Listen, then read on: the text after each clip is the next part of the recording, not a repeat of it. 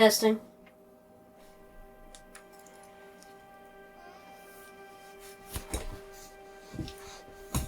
Testing audio.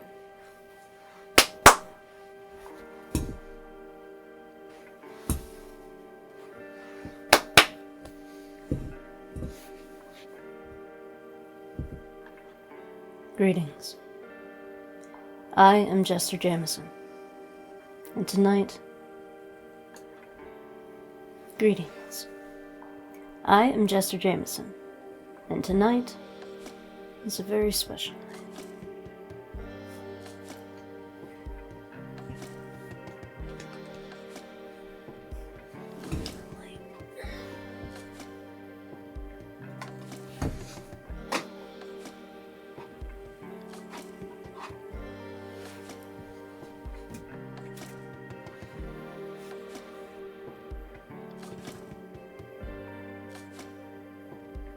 Testing.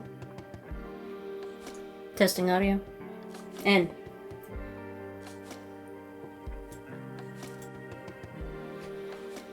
testing audio 2. Testing.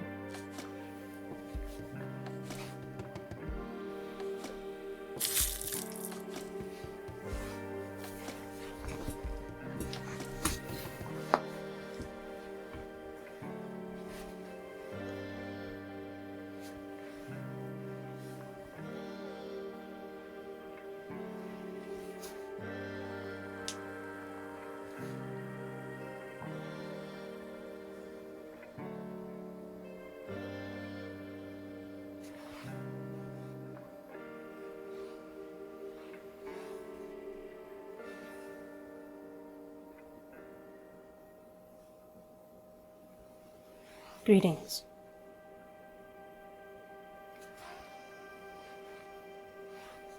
Greetings.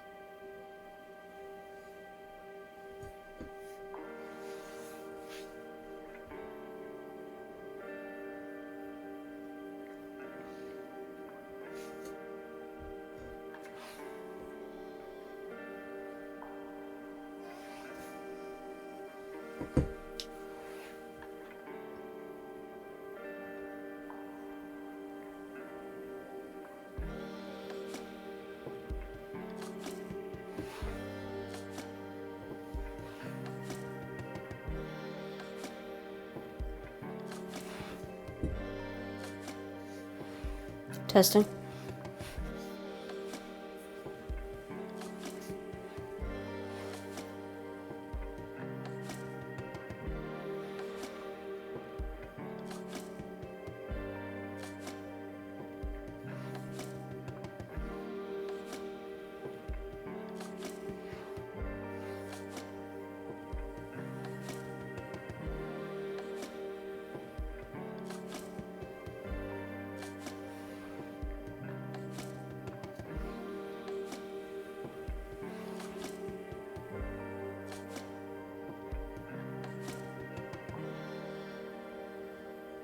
Greetings. I am jEsTeRJaMiSeN.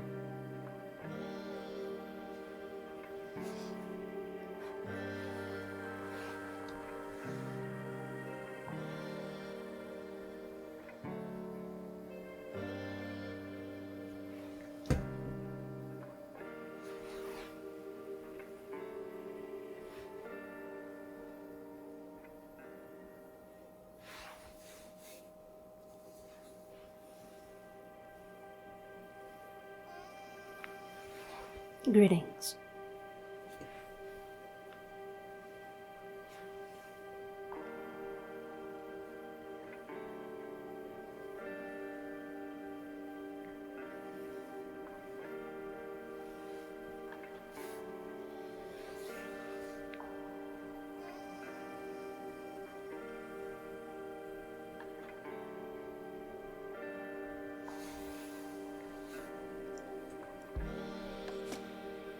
Greetings.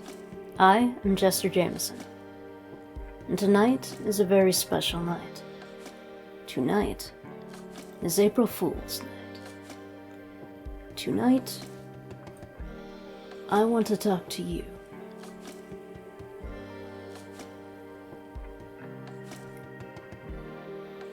I want to tell you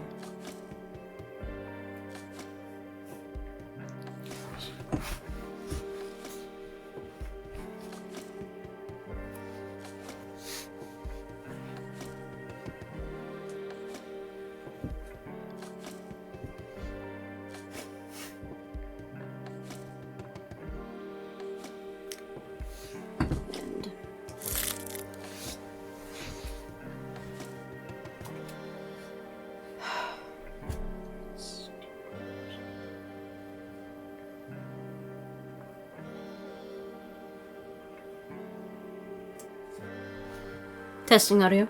Testing.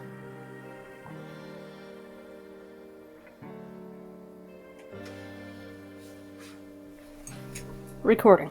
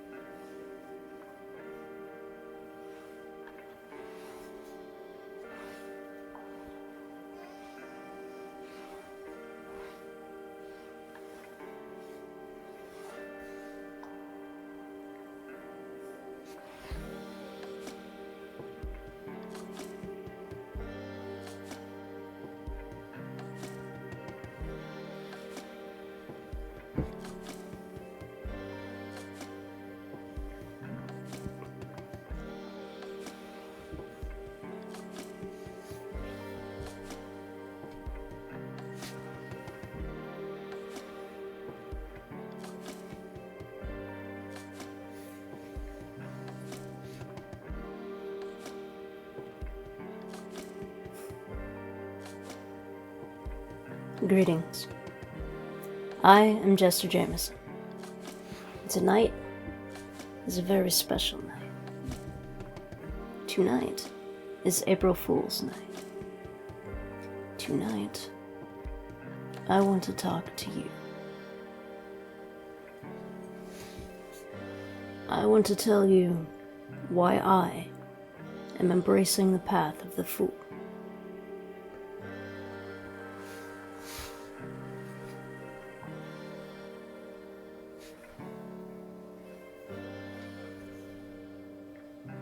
Greetings.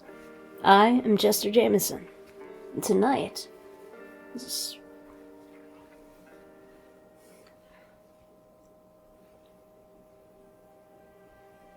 Greetings. Greetings. I am jEsTeRJaMiSeN, and tonight is a very special night. Tonight is April Fool's night, and tonight I want to talk to you. I want to tell you why I embraced the path of the fool.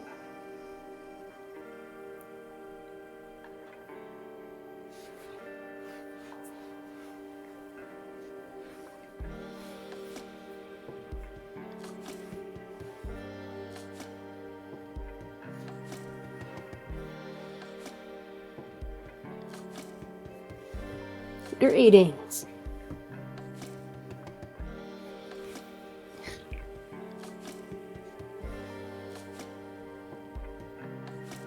Greetings. I am jEsTeRJaMiSeN, and tonight is a very special night. Tonight is April Fool's night, and tonight I want to talk to you. I want to tell you why I became a fool.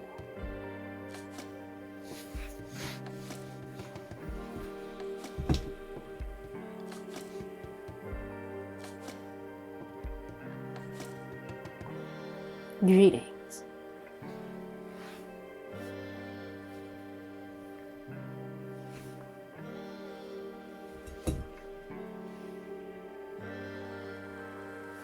Greetings. Greetings. I am jEsTeRJaMiSeN. Tonight is April Fool's night. Tonight is a very special night. Tonight is April Fool's night. And tonight, I want to talk to you. I want to tell you why I embraced the path of the fool.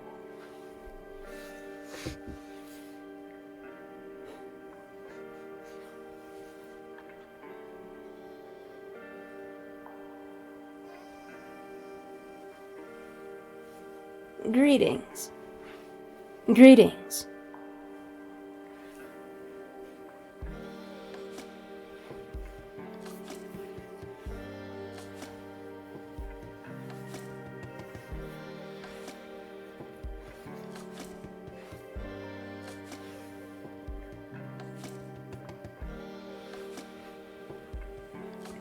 Greetings. I am jEsTeRJaMiSeN.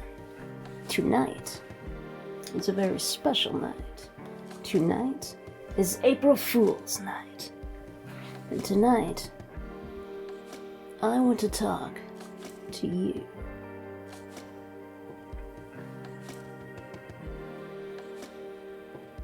I want to tell you why I embraced the path of the fool.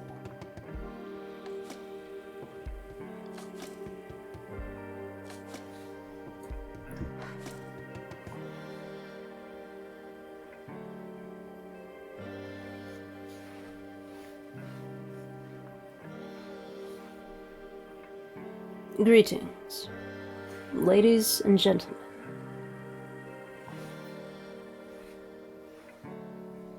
Greetings.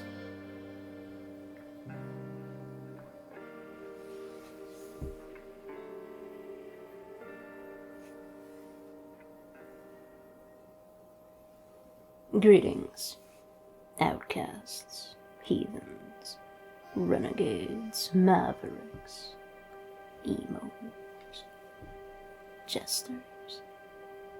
Good evening, ladies and gentlemen. Tonight is a very special night. Tonight is April Fool's night. And tonight, I want to talk to you. I want to tell you why I am embracing the path of the fool.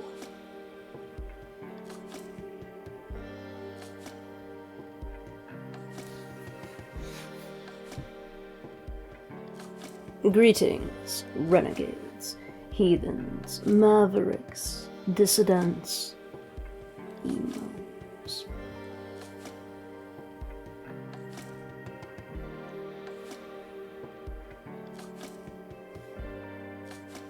Greetings.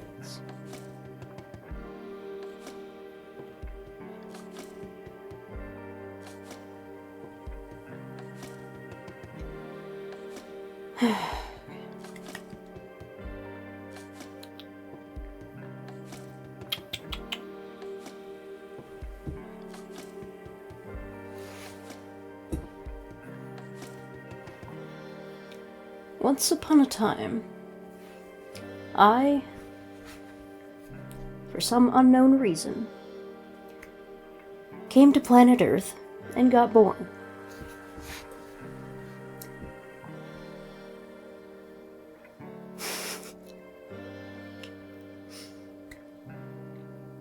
Once upon a time, I, for some unknown reason, came to this planet, Earth, and got born. And so there I was, alive, and learning about this planet by witnessing its worst.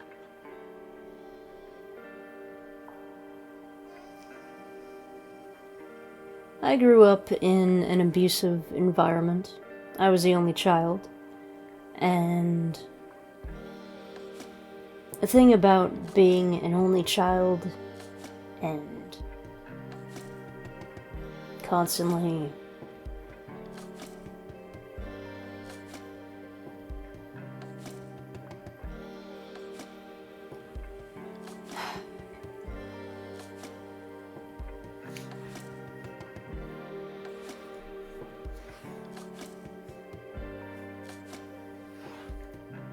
Greetings, ladies and gentlemen, good evening. Tonight, greetings.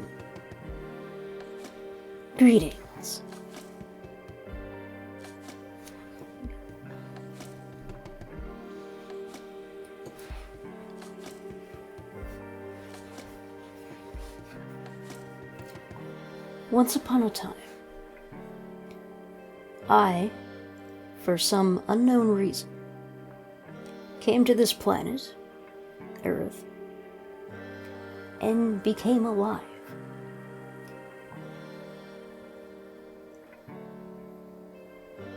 What a mistake I've made. Anyway, I don't actually get the feeling like I made it, like I'm here for some other reason, like someone put me here to punish me. Not really punish, but to prevent me, whatever.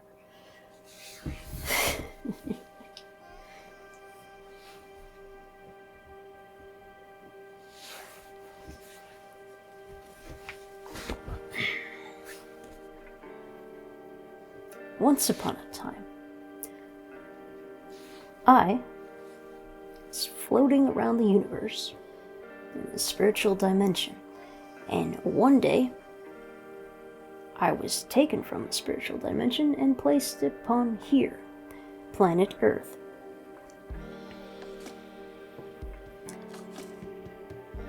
Into the dwelling, so to speak, of an abusive family.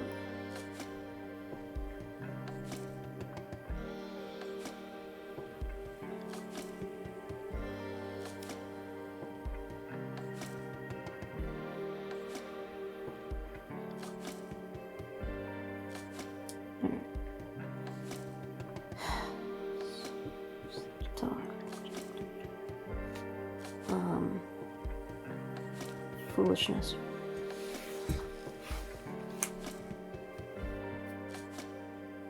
The path of the fool. What does foolish mean?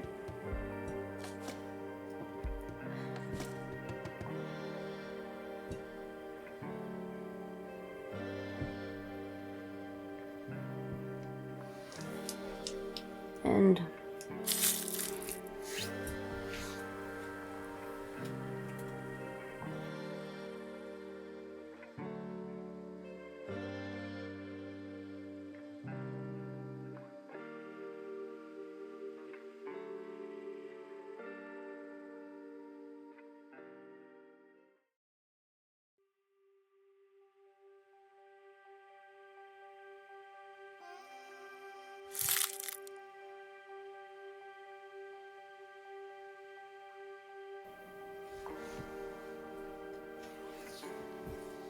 testing.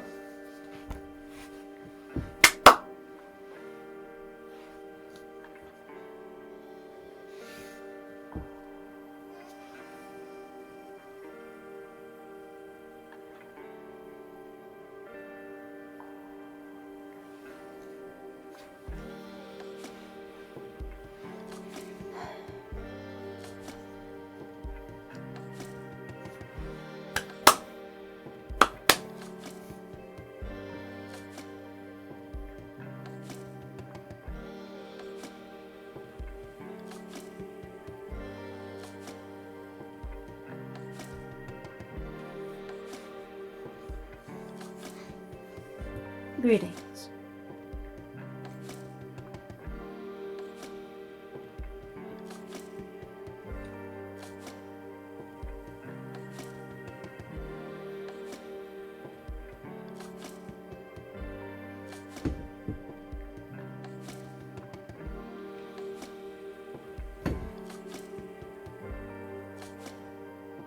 Greetings.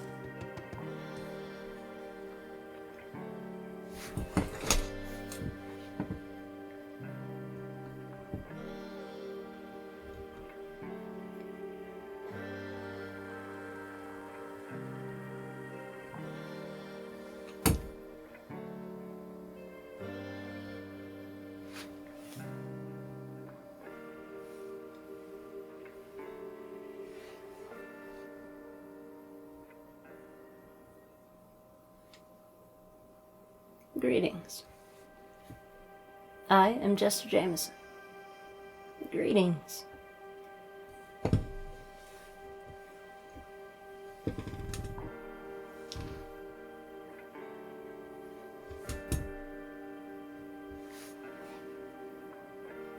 Greetings, heathens.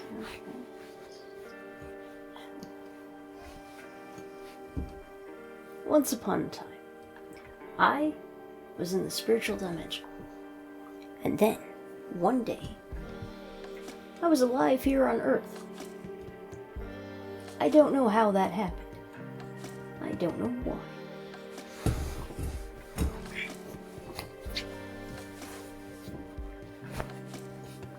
When I came to this planet, I was like a tiny little shy mouse. I was afraid of socializing. I was afraid of making an impact. I thought I would just hide for all of my life.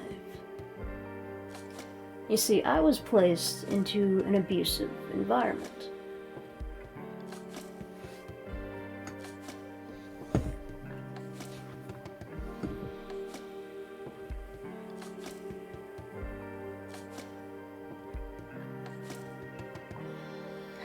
Foolishness.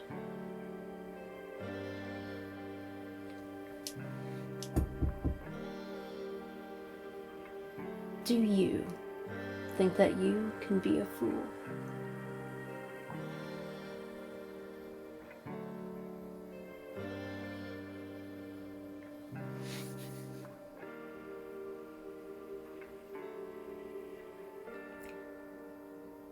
Once upon a time, I was flying around in the spiritual dimension. And then, one day, for some reason, I became alive here on Earth. I don't know why. But I was placed into a home where there was no love. There was no family. I was raised in an abusive environment. And growing up, I had no friends. I had no love.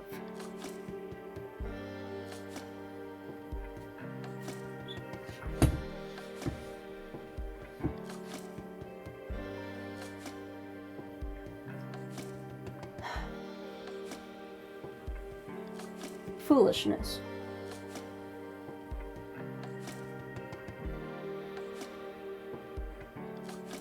To be a fool. What does it mean to be a fool? Do you think that you are a fool?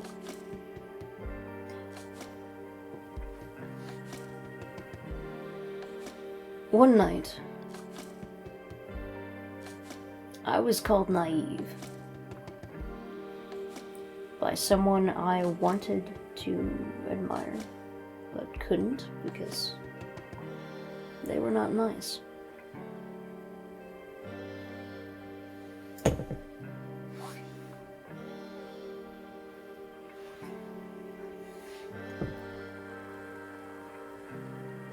Tonight is April Fool's night. What does that mean to you? Do you consider yourself a fool? Now, most people don't go around and saying, "Oh, look at me, look at how naive I am," and take pride in that. I take pride in being a fool. For foolishness is the path to enlightenment, or endarkenment, however you see it.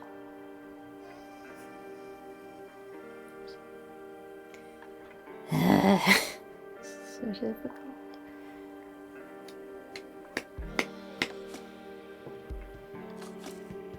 Hello.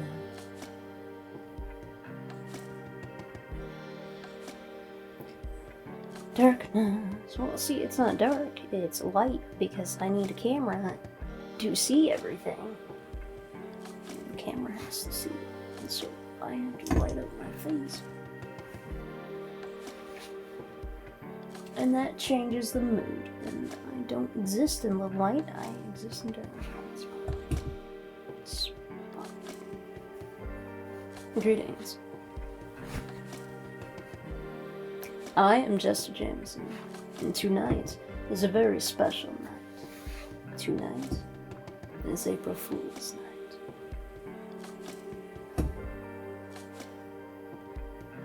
Do you consider yourself a fool?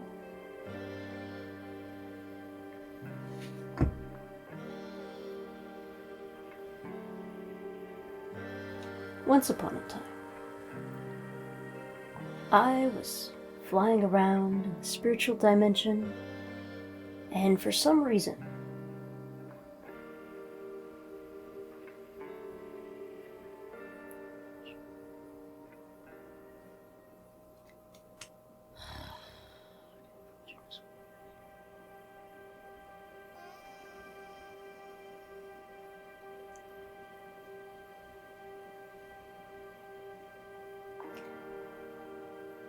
see, growing up,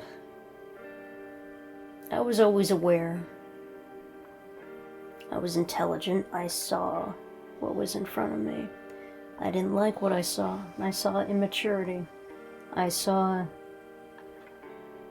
just ruthlessness and the most childish actions, the most stupid adult ones. And as a mechanism of trying not to be involved in their stupid conversations about a topic I didn't want to ever think about, and yet they kept projecting. A mechanism is to play the fool, to act dumb, because then you're not engaging with them in a topic that you don't want to hear. Think of a child talking to another child about something inappropriate for a child to think about. It's not a conversation I wanted to have as a kid. It's not a conversation I would ever want to have as an adult. And yet, what happens? That kid grows up and starts doing the same things as an adult, and I still don't want to hear that conversation. Women tend to do this a lot with men. They play dumb, but they see what's going on. They know what is happening. It's just not company they want to be a part of, but they can't escape, so they play along until they can make their escape. It's a survival mechanism, and you can't fight your way out of everything. You can't run away, especially if you're slower. So you play dumb, you play foolish, and that's what saves you. Because then they don't expect you, then they don't suspect you, then they don't see you as a threat. You gain all the knowledge that you need to learn more about them, to leave that situation, and great, so we're alive. That's fantastic, but we're still alone. Because we fooled everyone around us. We didn't show how intelligent we were. We didn't show how confident. We didn't show how skilled or interested we were in topics and people and places. Now we hid our emotions. We silenced ourselves. Now this all started as a survival mechanism. A way to adapt, a way to remove ourselves. but it stemmed from fear. Because we were afraid of becoming who we truly were meant to be. We were afraid to say no.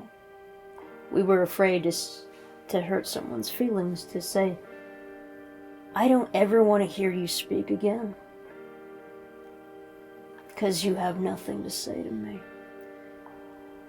We were nice, because we have hearts. We want to actually use our hearts, and when we can't, when we're surrounded by people who don't deserve our love, our compassion, our respect,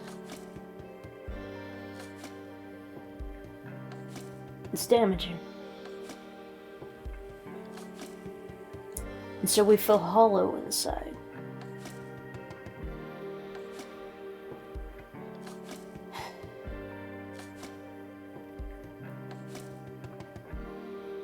The ones we want to fight for, the ones we want to embrace, when they don't reciprocate, when we put our heart out there, and then they turn around and just call us naive when we see everything. It's damaging. For us, for those of us who have hearts, we want to use our hearts. And so we foolishly do so. We go out, we say hello, we make that move. We find ourselves in situations that we normally wouldn't be in if we used reason. Quite foolish to put ourselves there, but we did so because we wanted to learn.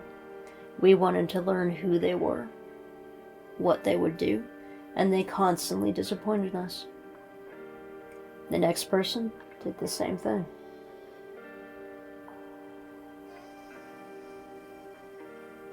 So foolishness, it can be a survival mechanism. Sure, maybe once upon a time it did start out as true naivety, but that was long before they ever called us naive.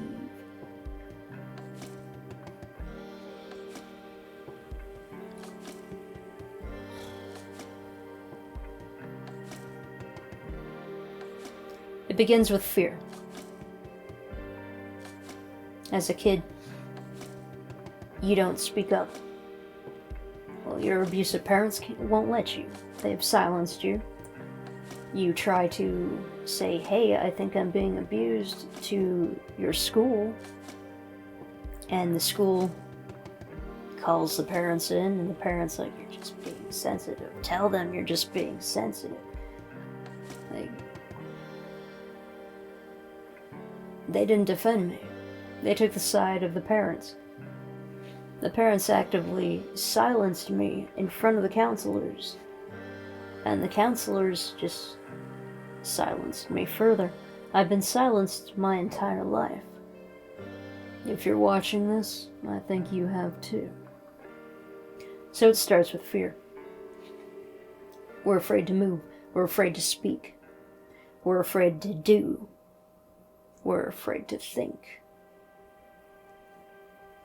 And this fear eventually turns into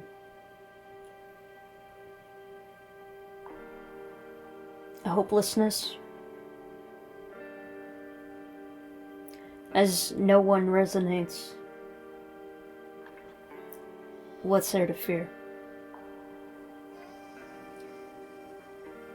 You observe, you constantly observe, because the silenced, we listen, we see, we're not naive. We see you, we hear you, everything else.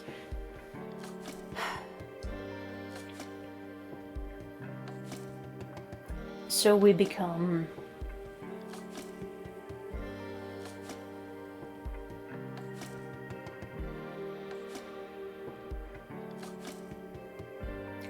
It's beyond depression. It's beyond depressed. It's beyond suicidal. It's a state of despair. You just see the same patterns, the same people over and over, and still no family, no friends, no lovers. It's the same societal scum again and again, and each one of them calls you naive when you've known them all along. You've seen them ever since childhood. You've identified them, and they've never seen you. They've never seen me. They like to silence us.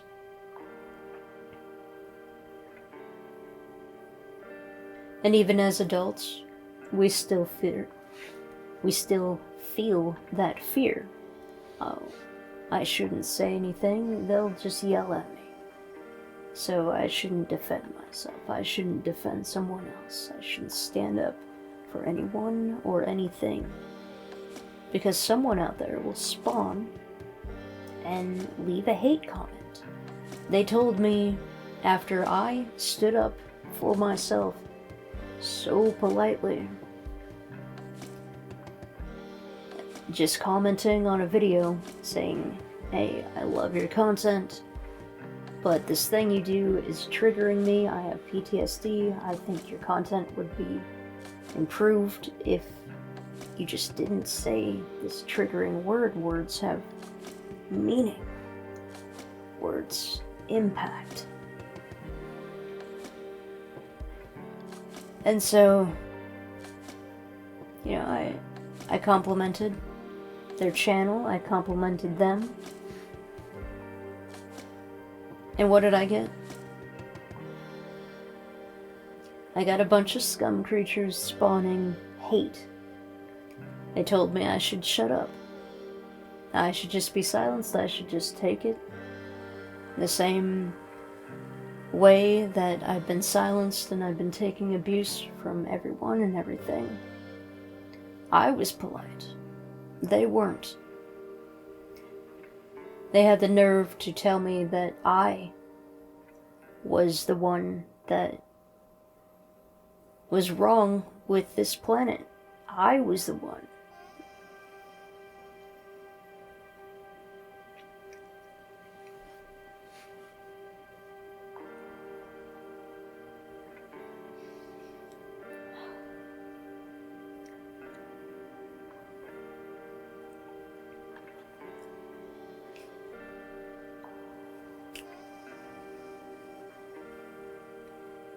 They had the nerve to say that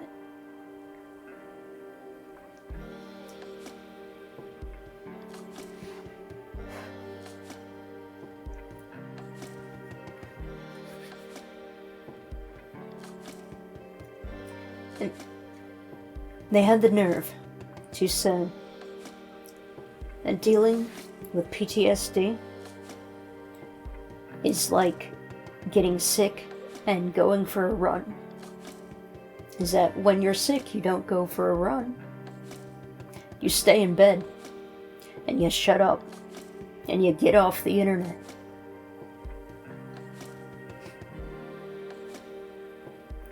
That's what they told me.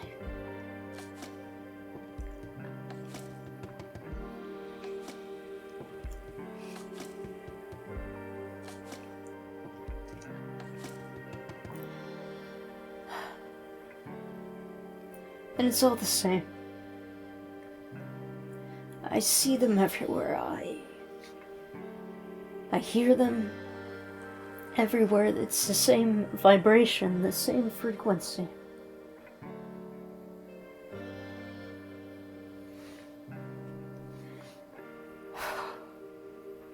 From abusive parents yelling at their children, their only children,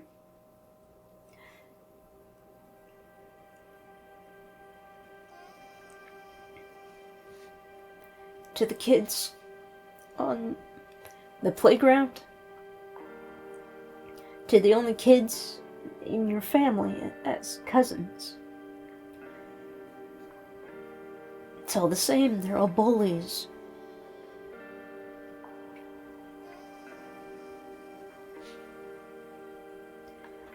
Year after year, I searched so much for people, anyone who was like me. Anyone else who could see, who could hear. And I found no one. That is until now. Because I found you.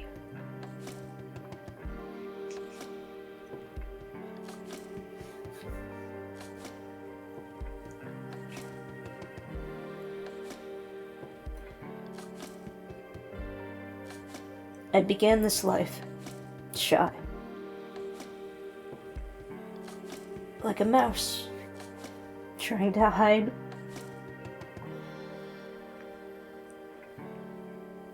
Over the years, I evolved.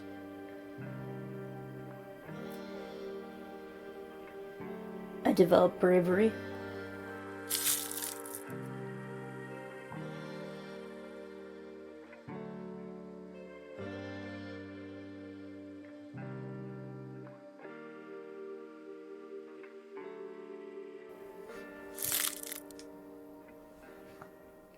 Over the years, I evolved. I developed bravery.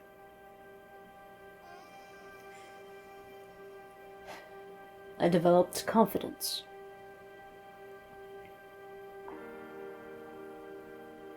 I began life as a shy little scared mouse. I became a confident cat with creativity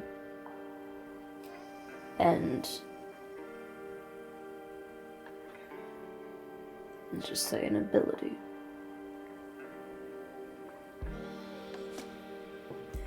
to see what I didn't see before.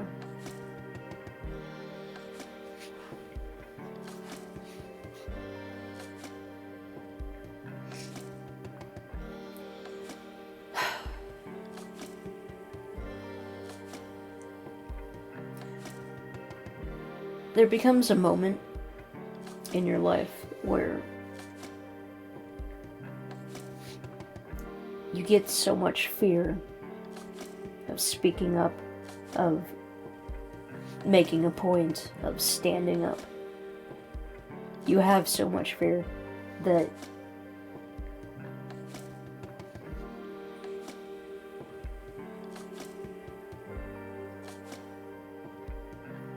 you become numb. It overwhelms you so much that you start not to care about your own safety. As in, so what if I stand up? So what if I say something?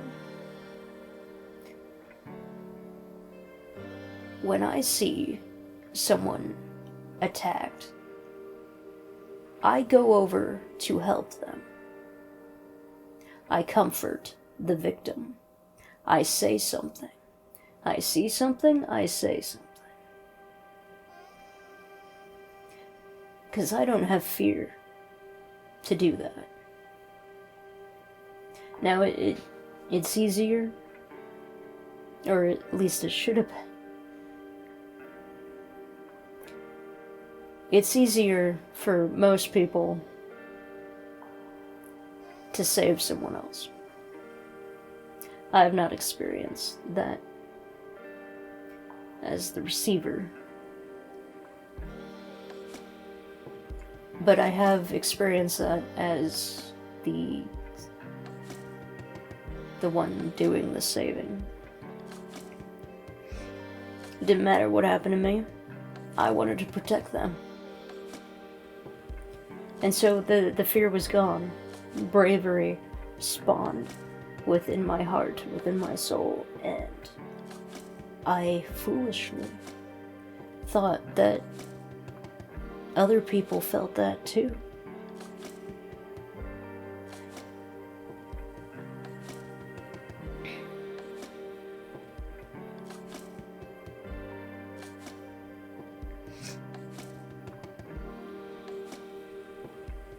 I thought other people had a soul.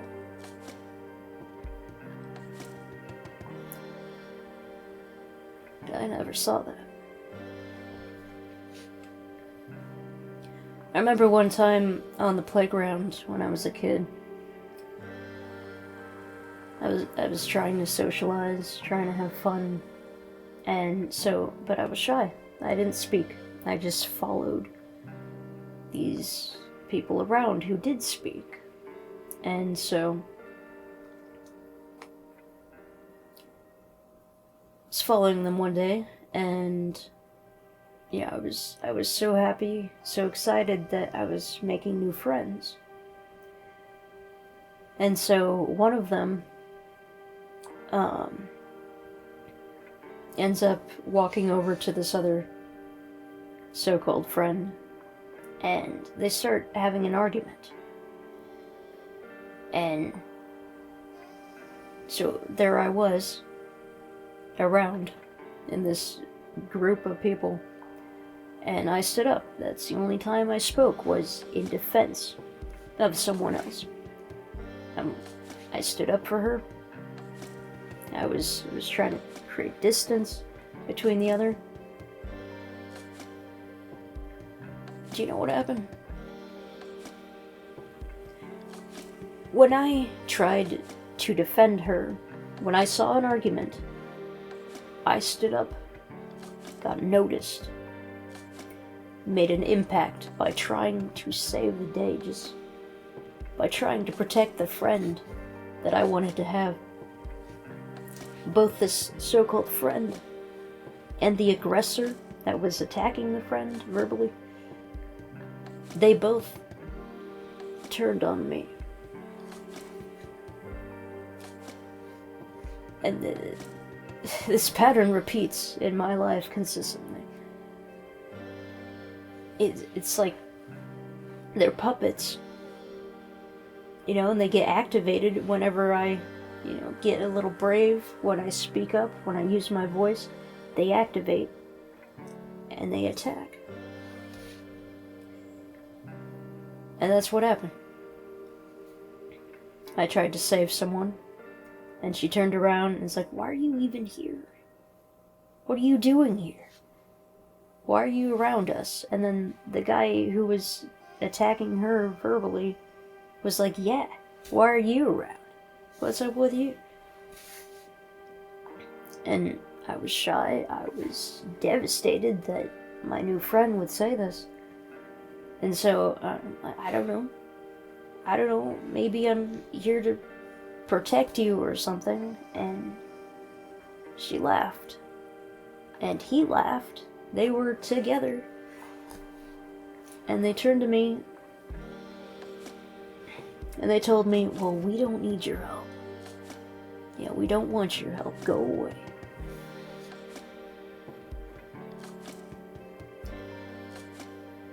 So I went away that day. And now, as an adult, I've realized they don't deserve my help.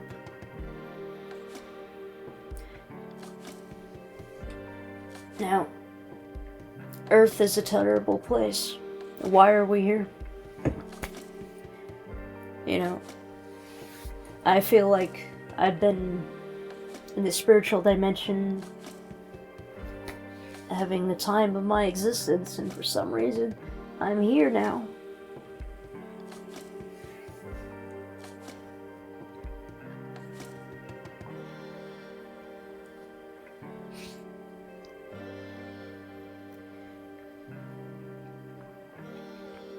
A common belief of why we're on Earth is to help people.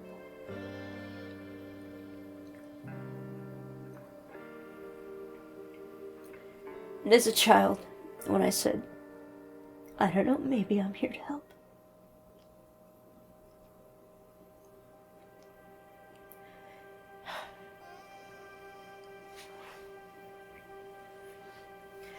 To have a scum creature willingly tell me they don't want my help, that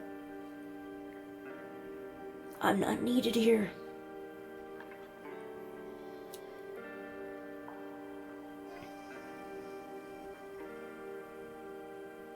Well, that changed my agenda.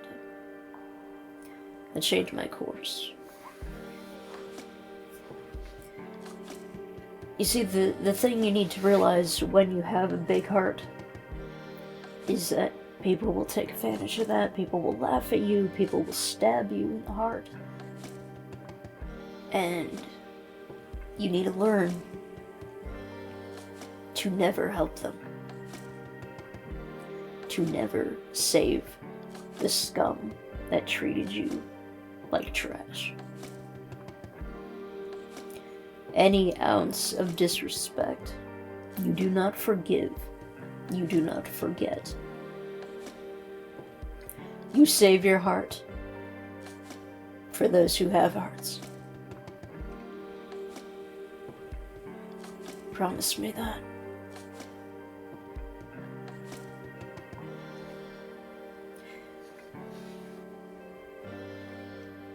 You see, there's two kinds of people on this planet.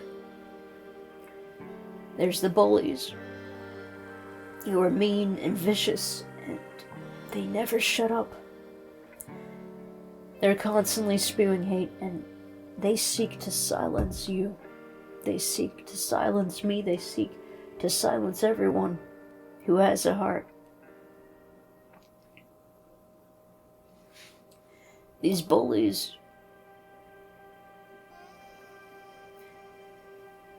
they're supposed to figure out how to care, how to feel. They're supposed to seek redemption. They're supposed to say sorry, to find their victims and repent to the victim, to say, what I did was terrible, and I want to fix that. That's what a bully is supposed to do. But they don't. They don't do that within one lifetime. It takes thousands of lifetimes for them to get a hint. And even then, you know, I don't think they deserve redemption. And for us, the ones with hearts, you're not supposed to be cold. You're not supposed to shut it off. You're not supposed to not feel. You're supposed to speak up. You're supposed to be brave. You're supposed to go unsilenced. You have a voice, and I want you to remember that. I want to remind you on this April Fool's night that no one silences the jEsTeR.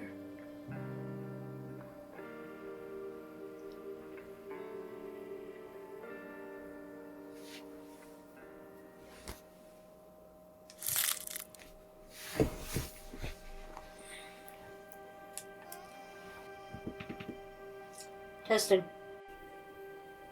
Testing. Testing audio.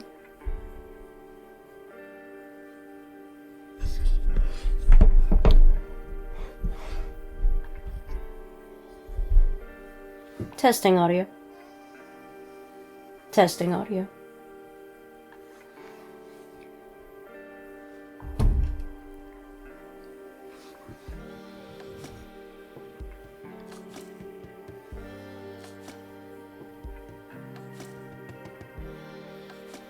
To be a fool, you need to have a heart.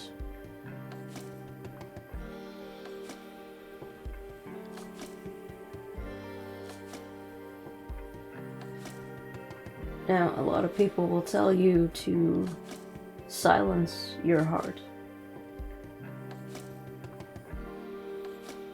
silence everything about you, to silence your soul.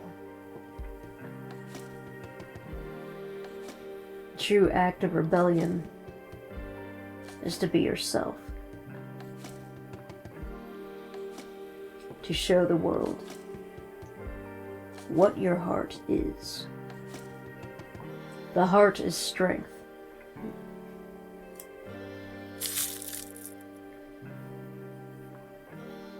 Coding.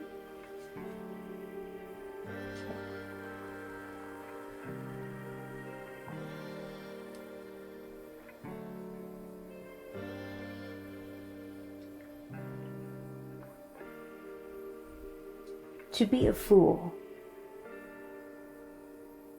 is to have a heart. Now this world will tell you to silence your heart, to silence your soul. But the truest act of rebellion is to show the world how much you care.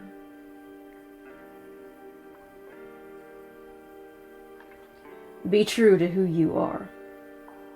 Become the fool.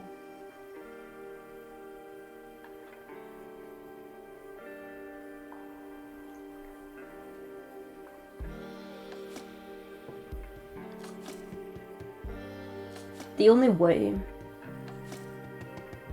to feel like you're okay is to forge your own path, to follow your heart, to go in your direction.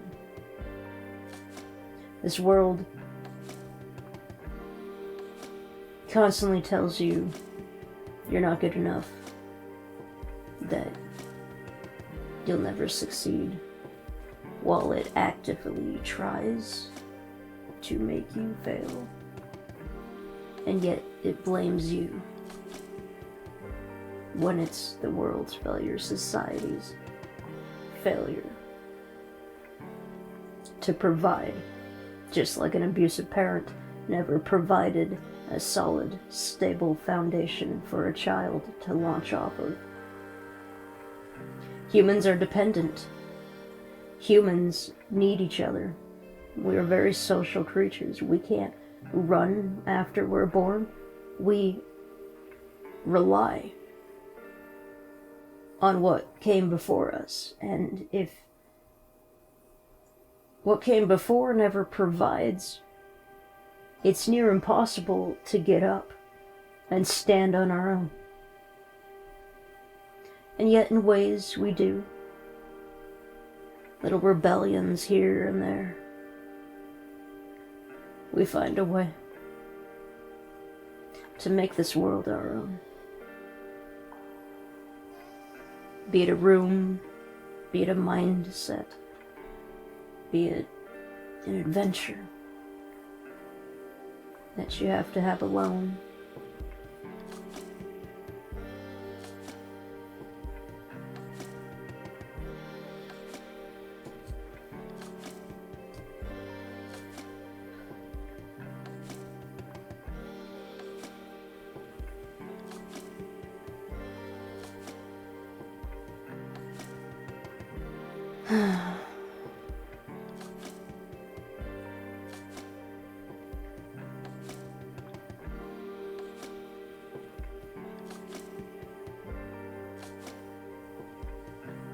To feel alive is to rebel against everything that ever made you feel dead inside. Be it a rule, a restriction. You learn to fly.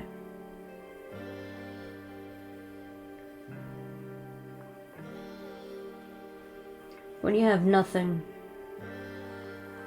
it's always the little things that just...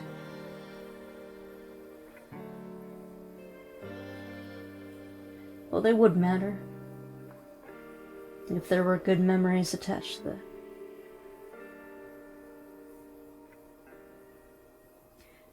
I've been isolated my entire existence.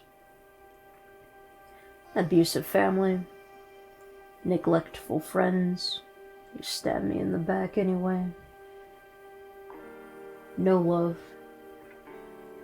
no lovers, just abuse, and severe disappointment. Embarrassingly, severely disappointed. Gosh.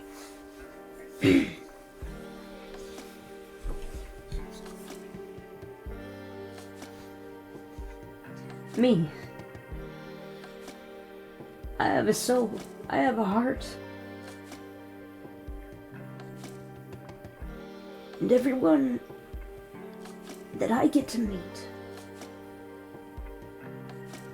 they don't.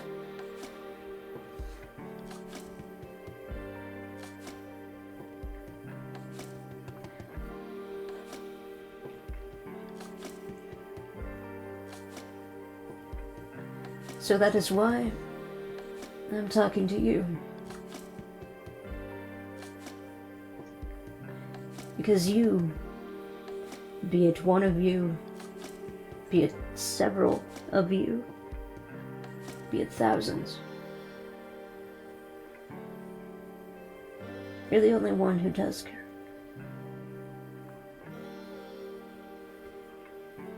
In a way, whatever I do to inspire you helps to inspire another.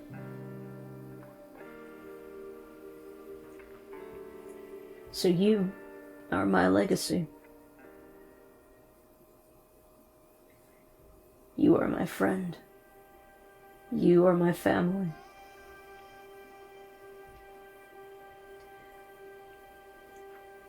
Because you have a heart.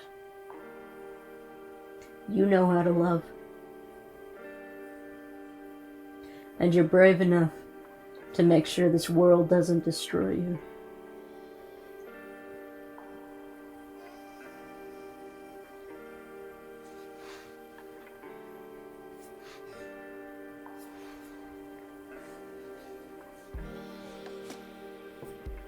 We all feel alone.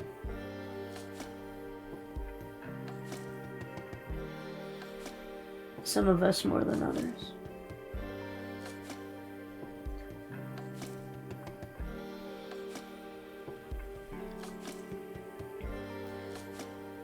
I'm 35 now. Never known romance.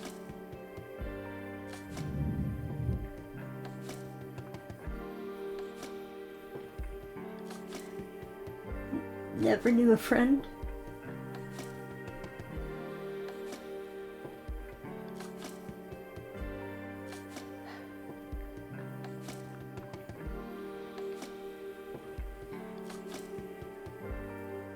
The brief times I had pets, they weren't even affectionate.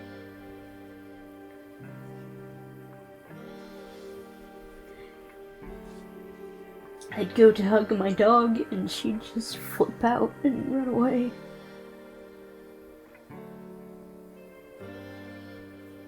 My cat. I love cats, but the only cat I had that was supposed to be all mine. Growing up, she wasn't friendly. She just scratched. And that was my first cat, just a scratch cat.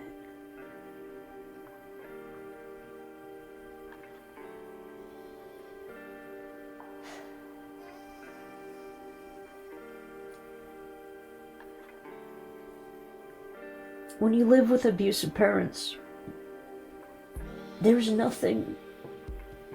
moment you have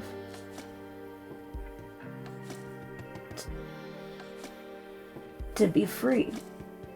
The stress and aggression in that house, I mean, at least the animals could run away.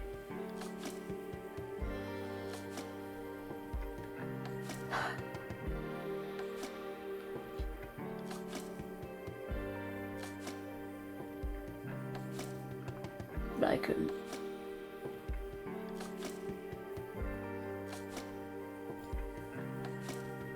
Still, the time I felt most alive is when I took my bicycle and I went down to the local goth club and I danced.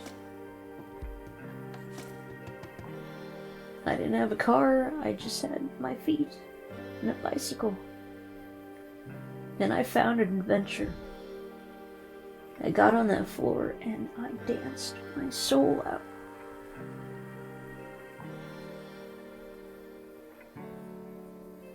That's when I started to feel alive.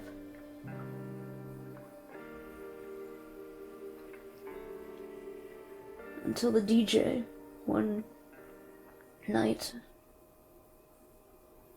called me naive.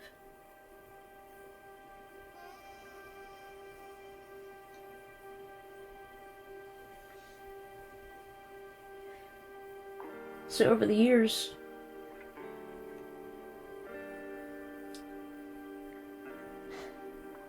you know, it sticks in your head. It stays there. All the damage everybody does, and then they have the nerve to say that we never saw them. Battery's dying.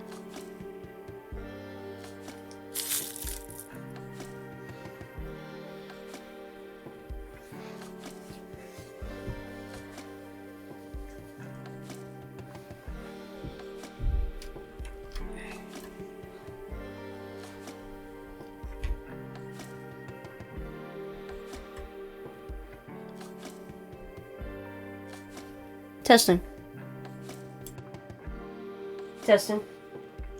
Audio. Recording.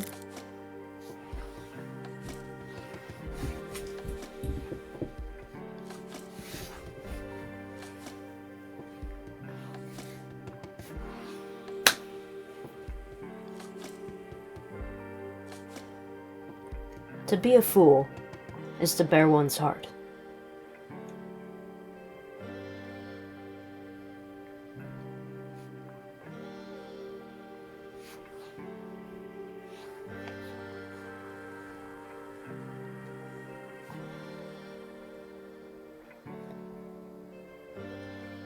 To be a fool is to bare one's heart. To walk the path of the fool, one discovers that they are forced into the middle road. The fool explores all paths. Like the fool in the tarot, they go on a journey. They try to be one thing, try to be another, but at the end of the story, they become the fool. They are labeled as naive. They are labeled as foolish. They're called so many names in so many scenarios. But the fool discovers that it's not supposed to be anything else but themselves. To be the foolish one that goes on adventures, that tries something new.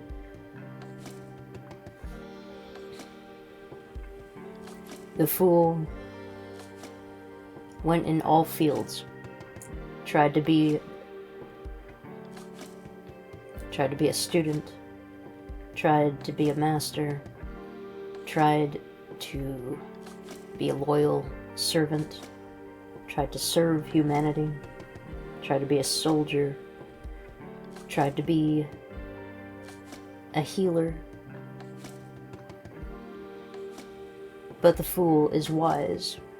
The fool sees the hypocrisy in the medical field, sees the corruption of the military, sees the cage of the artistry industry.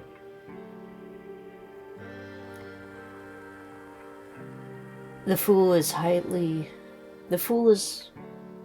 aware of when there's restrictions, when there's lies, when there's deceit. See, by wearing all these masks to try to just experience life, to, What does it feel like to be this? What does it feel like to be that? The fool gains knowledge on what those things are, how they're different from other things, like a chameleon. They can transform, shift their shape, and they go into places and find out things that you can't read about. You have to experience it. A corporation treats their lowest ranking members quite honestly. It tells a lot about the corporation itself. And if you can see all the corruption and greed at the lowest level of any institution, be it military, be it medical, be it artsy, it's all the same. They're trying to teach people how to lie, how to shove people out of their way. That's not from the heart, that's not your true path.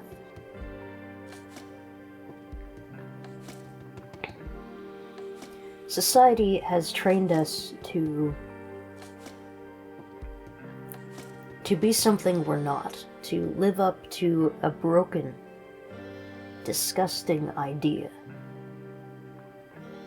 that should never exist. What's a word?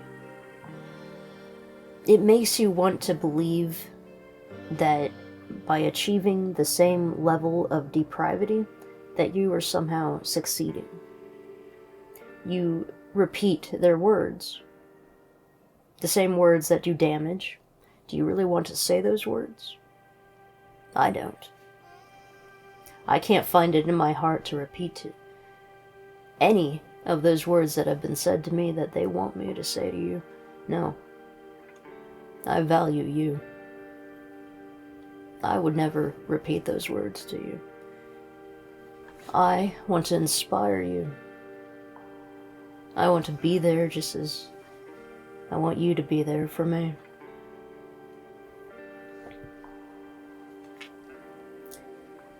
The path of the fool.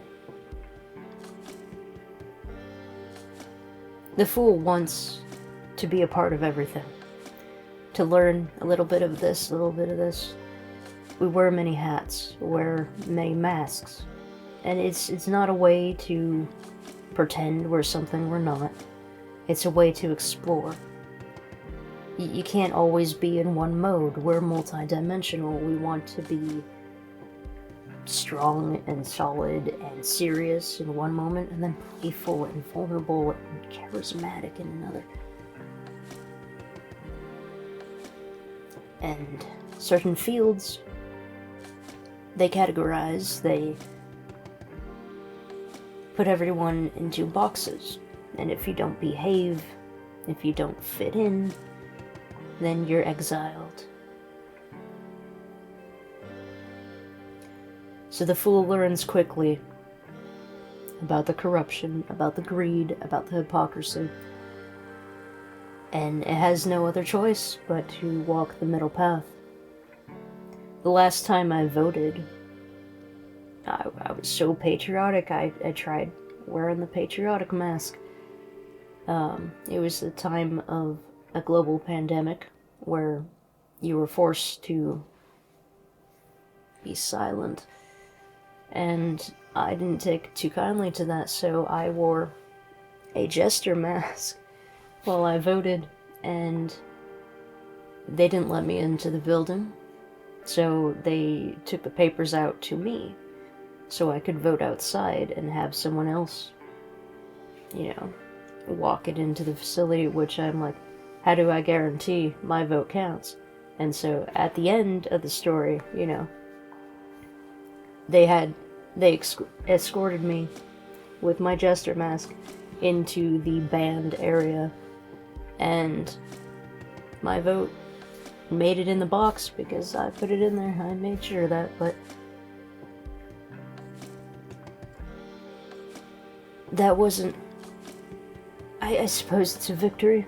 I mean, I had people come out outside and, you know, wave to me and say thank you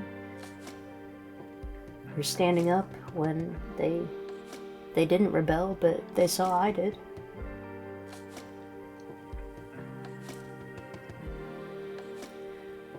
But what happened was that the man who was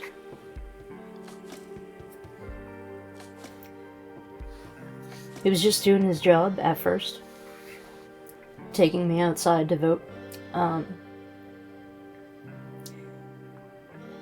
He thought I mattered not at all. I don't matter at all. He thought my existence was so unimportant. And he started to light up a cigarette, and I have PTSD around cigarettes, and, you know, my entire family, all these so-called friends, everyone who has been mean to me has been a smoker. One time when I was trying to make a new coworker friend, she told me, you know, I just started smoking, and then, you know, our only brief time that we got to hang out during our break, she chose to smoke instead of bond with me. She chose her newly addiction over my soul. And she also had children. And so, you know, it's just a cycle repeated. Cycle repeated. Cycle repeats. I hate addicts. I can't stand them. They're the weakest creatures on the planet. And that's what he was. The guy who took me aside, dressed in the patriotic flag of my so-called country, America, but I don't really belong anywhere, so. That day changed everything. I was so patriotic. And, you know, I tried having a military adventure. That didn't go so well. And this was right after, you know, global pandemic. I'm like, let's go to the medical field then, learn about hypocrisy. But, yeah, this guy, dressed in a flag, he started smoking because he didn't value my existence. He wasn't doing his job. You know, he could have smoked after he had me sign the papers. I had to wait for him, for his cigarette to go into my lungs, to violate my soul. You see, smokers don't see it as that. But that's what it is. They just spew.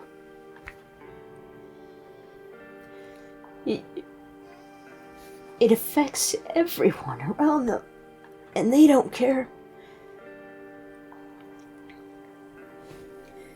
You see, when I told him, can you please not smoke around me? I was polite, I was respectful, I never, you know, lashed out. I wasn't, you know, I was just obeying the rules, you know. They said to take me outside. I was respectful, I was kind, I was sweet. And he started lighting up, so I'm like, could you please not smoke around me? He got in my face. He looked down upon me. And he meanly said, I don't care.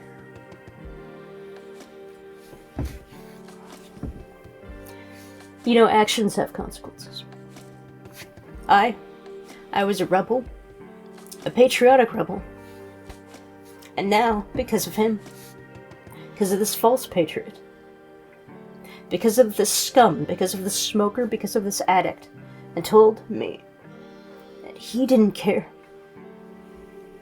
that lingered in my mind. Every day. Every night.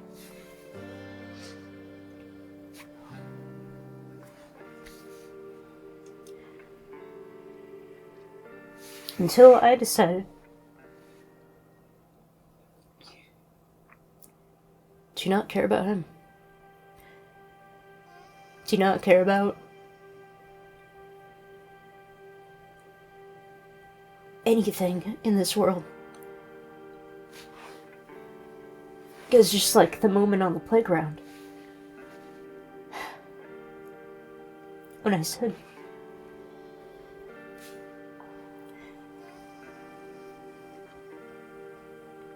I'm here to protect you. And they laugh, and they point, and they said, we don't need your protection. Well, okay.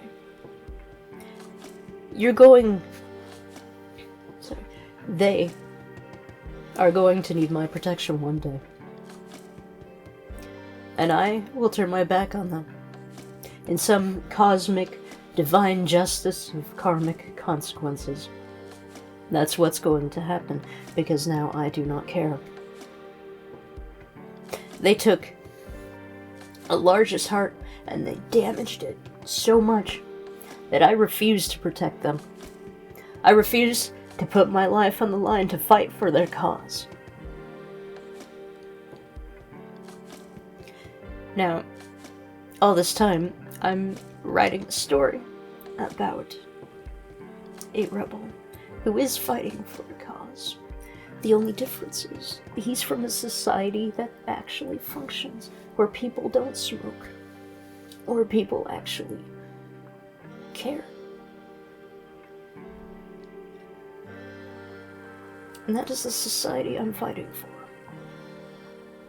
The society I want to inspire all of you to build with your hearts. Because this other one, there is no saving it. And it will no longer damage us because we will not be there to help them in their broken world. They built their towers on the foundations of lies and deception and pain and abuse, and their towers will fall in every way. Cosmically, mentally, physically, spiritually, emotionally. There are consequences to actions. And so the fool needs to learn when to not engage, when to not risk their lives. Because they foolishly will. They'll run out there. They'll die for a cause. I will. All the fools will. But we need to choose which causes are worthy of our existence, because we learn in our path to value ourselves. And so, left, right, it's all the same game. Both sides will tell you that they do not care. They will violate your air in one way or another, whether they're trendy or rugged.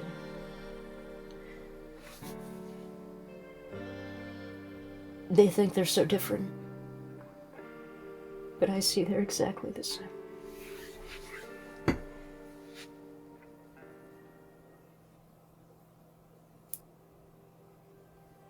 The path of a fool is not the easy one. It means constantly trusting, constantly giving your heart. All of your heart, all of your soul, to something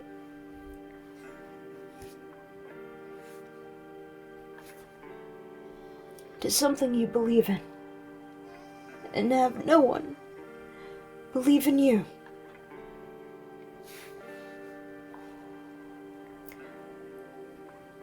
So that is why I am making this video. Because I am tired of this world silencing me.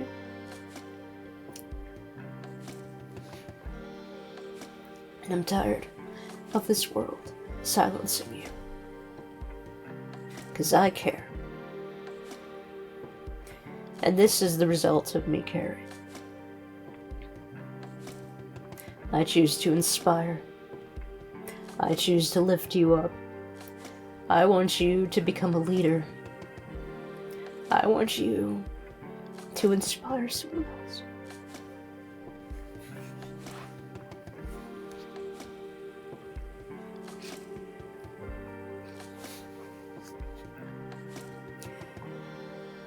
The jEsTeR will not be silenced. It is time for you to find your voice. It is time to speak your truth.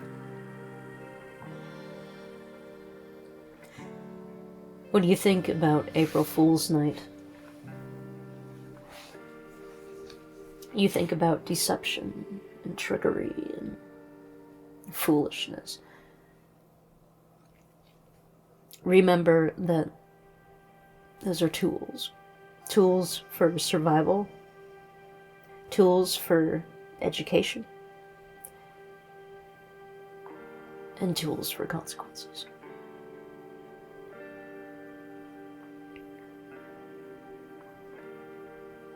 May you have a happy April Fools.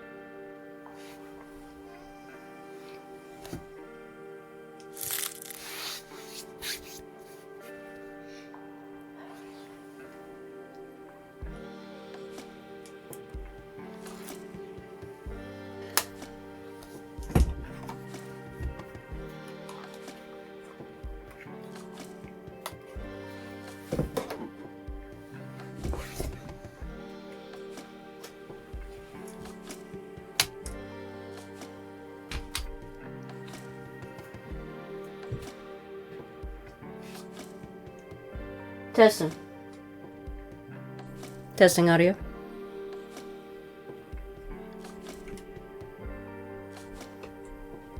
Testing.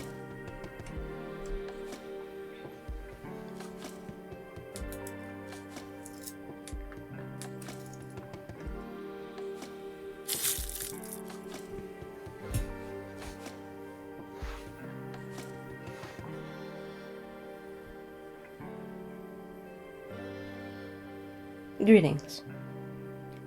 Tonight I would like to talk to you about being a fool.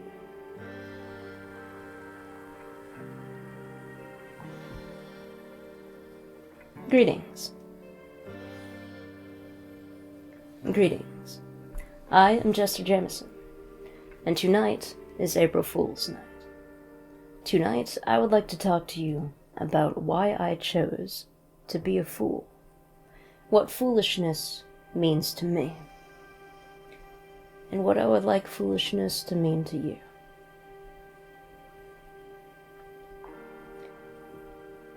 To be a fool is to be misunderstood, to be seen as naive, to be seen as something less than what you are. When fools play the fool, because they've already seen everything. They know what they're looking at. They know who they are. They know what that thing is, what that institution will do, what that event will transpire. The fools see a lot. And yet, the real naive ones, they don't see the fool. But I would like you to not only see what the fool is, but to become the fool. Holidays are what we assign them to be. Their traditional meanings may have been bad at one point in time, but we don't know, we don't remember. Because whatever holiday, whatever tradition we celebrate, we assign our own meaning to it. Same as religion. You could be worshipping a horrible being, but to you, you don't see it that way, and so your energy is not going to attach in the same manner, even though you have so been called fooled by your religion, fooled by society. What you want is love. What you want is prosperity. You put it into boxes, you label it as different things. But if we remove those boxes, if we remove those chains, it's the same thing. And everyone wants love. And for some reason, there's an element that wants to only want hate, that wants to destroy love and every possibility of it, and we constantly fight against that. It's the whole good versus evil. And the thing about good and evil is that it's labeled and categorized, and so it does far more damage.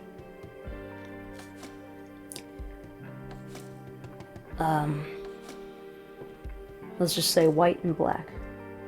If you're wearing white, you must be good and heroic and valiant. If you're wearing black, you must be mischievous and obscure and hidden and rebellious. And so, you know, light and shadow. If you're standing in the light, you must have nothing to hide. If you're standing in the shadows, you must keep secrets. And yet so often, you know, you see this in the film industry where they switched it up, where the hero was garbed in darkness, and the villain was garbed in light. And then it became cool. And so then all the heroes now wore black and, you know, spandex and leather, where that was like reserved for the villain at once upon a time. And now the villains all look pure and innocent. So it's still divided. The boxes we make, the associations, the labels, the restraints, the chains, we're still placing them into the boxes of light and dark, of black and white. And the thing about a soul is that it's multidimensional. The thing about good and evil is that it doesn't exist in its purest state. And it's all about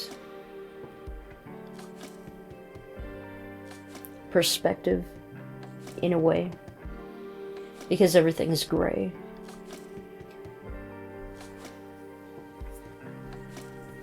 What I want to inspire from you is to not see left or right or up or down or white or black, light and darkness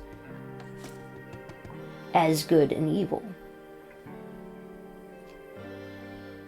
Let's take subcultures, for example, emos and goths, that is, of the darkness, and then preppies and hippies, they're of the light.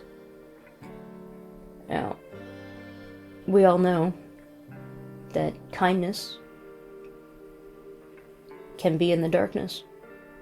You find kindness in the most dark of places. And you find cruelty in the light. You know, you try to walk down the street in the morning, you say hello, good morning, and they turn their back on you. What is that? Is that this realm of light, of prosperity, of kindness? No. That's corruption, that's revulsion. I don't know why they turn away. It's like their spirit recognizes mine. And we're at war. That's how it feels.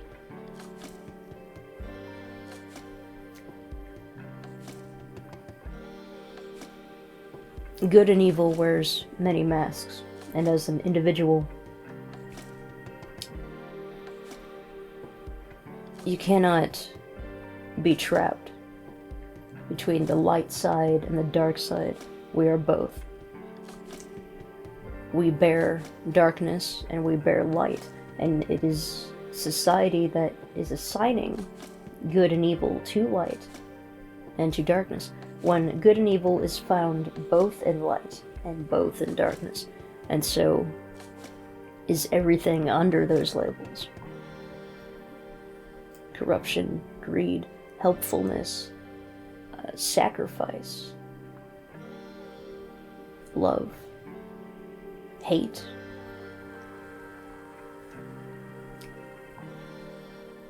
It's the tribal mindset to latch on to one thing, say a color, or a fabric, and then because they feel so isolated and alone,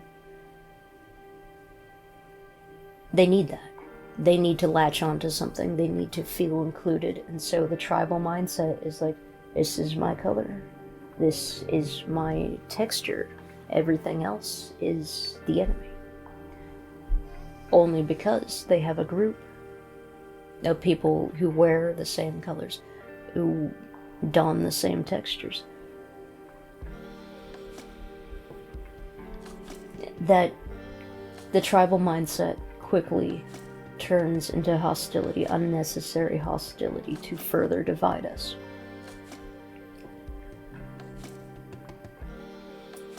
In politics, for example, left and right.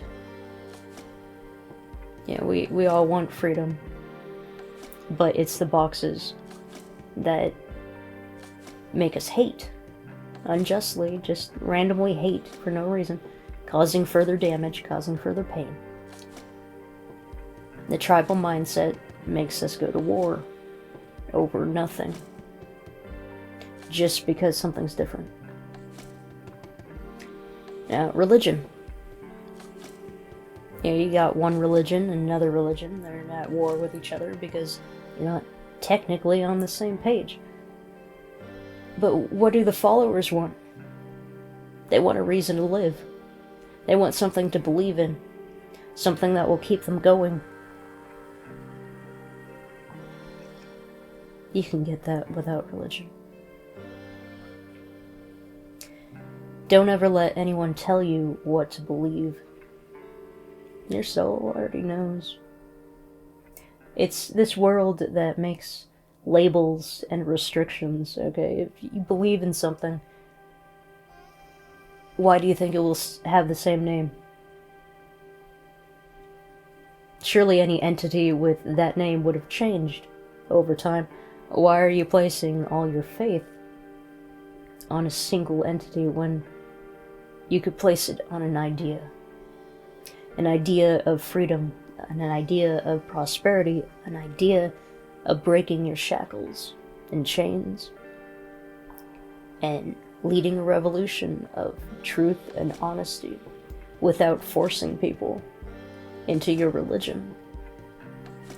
Forcing someone to believe a story that was corrupted by corrupt people who only wanted control. That's why they wrote these stories, to control us, to limit our perspective. There is so much more than anything this world has to offer. And yet people think that all of existence is so tiny because of these religions, because of these politics, because of this tribal mentality.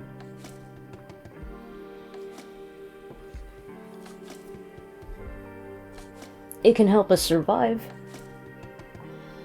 to be part of a group, but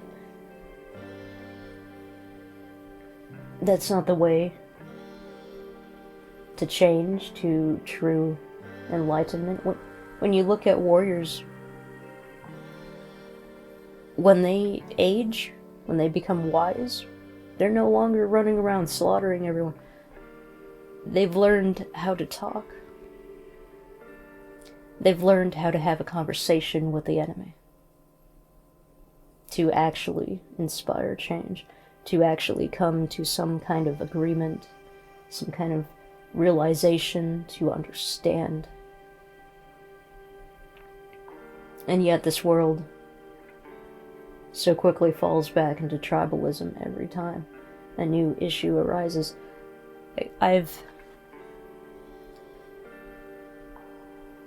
I was so excited about learning how to talk, learning about debate and intellectual ideas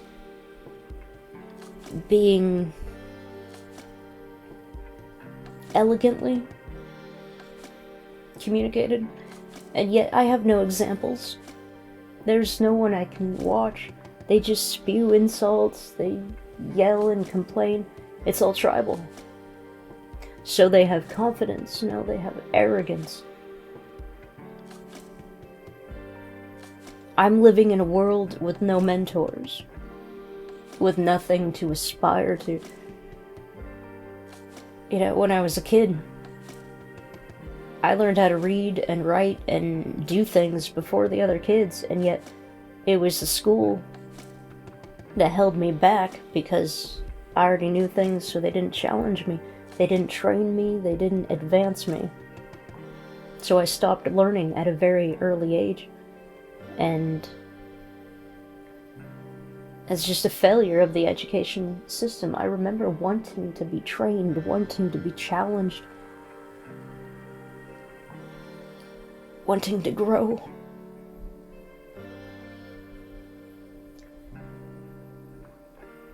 And it just feels like I'm an advanced soul that's on a planet of babies. And they're all at war with each other. And so they take it out on me. Because I didn't fight back.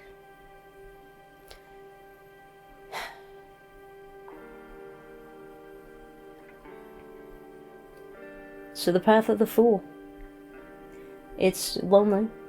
It's isolating. You know, you go on a journey, and you find things that you never knew could ever exist, like the depravity, like the corruption, and overall, it inspires you to change. To change the world. To change the individual. You see all the strings, and you know the only way for society to actually be free is for the individual to notice the strings and to cut themselves free. Free from manipulation, free from control. And that's what I want to be for you. Is that guiding light. Or that inspirational darkness.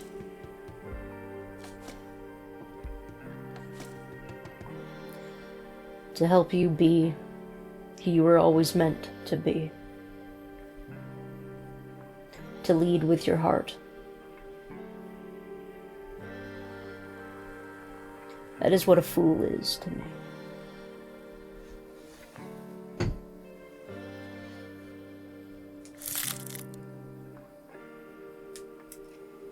Okay.